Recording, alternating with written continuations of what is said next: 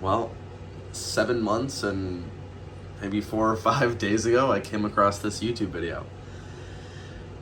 And it was about New Year's resolutions, and it was this other young person talking about the Misoji Challenge, which is this idea that you should do something every year that pushes you so far outside your comfort zone that it changes the way that you live for the rest of the year. Well, this is 2024. Hi. When I thought of the way I wanted to challenge myself, I knew I wanted to get out of the relative predictability and safety of my day-to-day life. To do something that put me in scenarios where it was possible to fail, and fail pretty big. Something in line with my favorite Mandela quote: "There is no passion to be found playing small, and settling for a life that is less than the one you are capable of living." We are coming back to this quote, so don't forget it. I decided a solo trip would give me the challenge I was looking for. I bought a one-way ticket, and when I did, I had no idea when or from where I would be flying home. I later planned accommodations for the first week, but beyond that, I purposefully left my time wide open. Who would have thought me, a constant thinker and planner, would leave more than 2 weeks to chance? If you find yourself in a similar position, I strongly suggest you do the same. Build in some time for life to intervene. If you're watching this and we haven't spoken in some time, yes, it is still Greg. I haven't been kidnapped or brainwashed. I just spent some time in new places with a backpack, 5 outfits, a now worn-out pair of sneakers, and a bit too much time with the cliche, life happens while you're too busy making other plans. I learned a few things on my trip.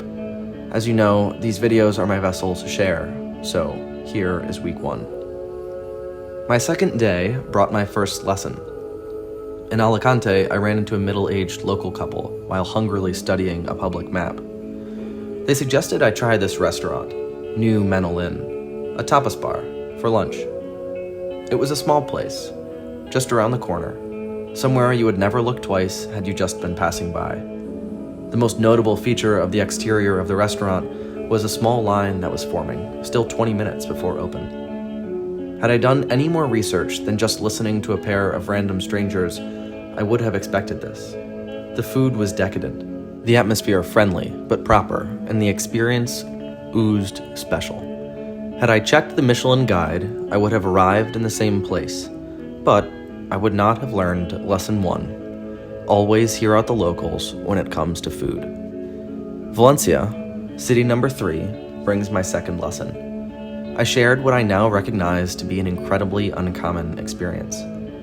In my room, there were 8 people. Myself, 1 Finn named Akko, 2 Kiwis, Emily and Bridget, a Scot named Daniel, Antonia the German, and Eliana, another lovely American.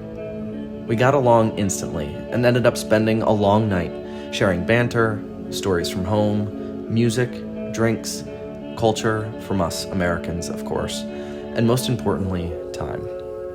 If you were paying attention or are any good at counting, you'd realize I just listed 7 people. There was 1 other person in our room. She wore headphones constantly, dismissive of all salutations, and asleep long before the 7 of us delighted in each other's company. Lesson number 2 was one I wish I knew years ago. If you are friends with me in college, please do not scream at your screen. But a few hours of sleep can always be made up. Memories and relationships cannot. Valencia made me feel like a kid again. I was excited to explore the city with my new friends, visit science museums, beaches, restaurants, and bars. Until my stay was over, and my trip had to carry on. Fortunately, Akko and the Kiwis were meeting me in Barcelona, but I had to say goodbye to the rest of the group. It took me a while to stop missing the dynamic we shared, but it revealed a greater lesson to me, one I have fought to accept as long as I can remember.